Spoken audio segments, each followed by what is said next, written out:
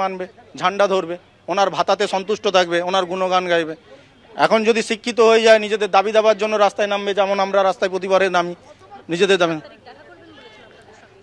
সত্যি কথা বলতে পার্সোনালি আমার যাওয়ার কোনো ইচ্ছা নেই, কারণ উনি ওনার দেখা করে এখন কি বলবেন উনি? ওনার যদি সত্যিকারে দেখা করার ইচ্ছা হয় উনি এসএসসি পর্ষদকে বলুক আগে যোগ্য তালিকা বার করো, যোগ্য তালিকা পৃথকীকরণ করে সুপ্রিম কোর্টে রিভিউ পিটিশন করো, সুপ্রিম কোর্টে যখন রায় এসে যাবে তখন আমি এই ছেলেগুলোদের সাথে দেখা করবো যে আমি তোমাদের পাশে আছি। সেটাই তো এসএসসি চেয়ারম্যানকে বলা উচিত যে আপনি কি দিয়েছেন যেটা সন্তুষ্ট হয়নি, একটা বিচারপতি সন্তুষ্ট হয়নি, আপনি কি ডেটা দিয়েছেন?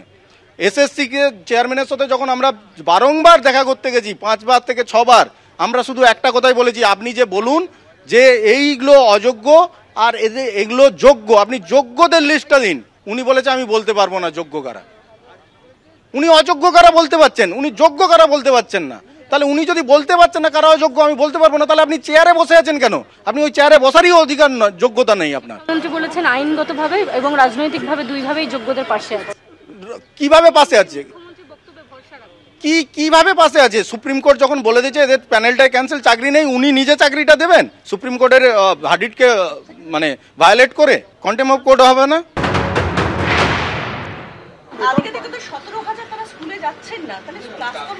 আমার মনে হচ্ছে যে এটা এই তথ্য ঠিক নয়।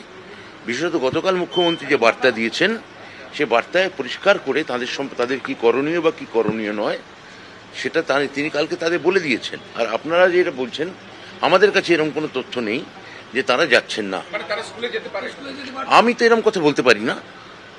আমি বলছি যে মুখ্যমন্ত্রী কালকে যেটা বলেছেন এবং মহামান্য বিচারপতি যেটা বলেছেন সেটার পর যদি কোনো টেকনিক্যাল বা কোনো লিগ্যাল ক্লারিফিকেশন, সেটা তো এসএসসি আজকে জানিয়েছে। তো এসএসসি জানিয়েছে যে তারা মহামান্য প্রধান বিচারপতি সুপ্রিম কোর্টের কাছে তার একটা লিগ্যাল ক্লারিফিকেশন চাইবে।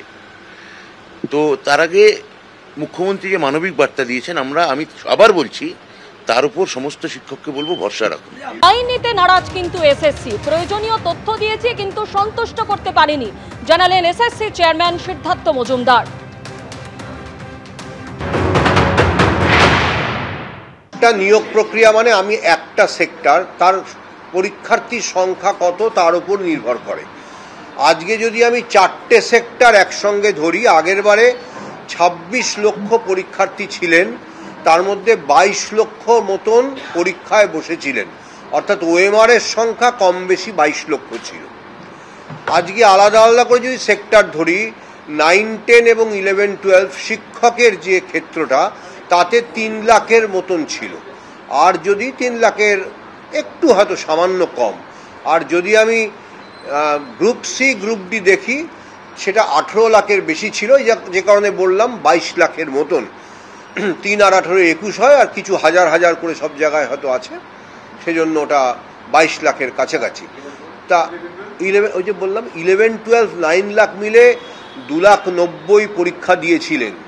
হ্যাঁ, এবং আবেদন অবশ্যই তার থেকে বেশি করেছিলেন, দুটো মিলে 9, 10-এ 1,41,000, 11, 12-এ 1,50,000, আর গ্রুপ সি গ্রুপ ডিতে 18 লাখের থেকে কিছুটা বেশি, হাজারগুলি আমার মনে নেই, হাজারের সংখ্যাটাই বলতে পারলাম না। তা সব মিলে 22 লক্ষর কাছাকাছি। তা 22 লক্ষের একসঙ্গে নিয়োগ প্রক্রিয়া চালাতে যা সময় লাগে স্বাভাবিক সেটা বহুগুণ যদি আমি শুধু 1.5 লাখ, শুধু 3 লাখের নিয়োগ প্রক্রিয়া চালাই।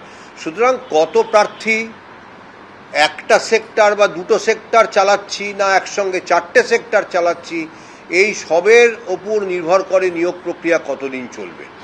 যদি আমি না 3 মাসের কথাটা রায় উল্লেখ নেই, 3 মাসে কখনোই সেটা সম্ভব নয়, রায়ে সেটা যথার্থভাবেই উল্লেখ নেই 3 মাসের কথাটা রায়।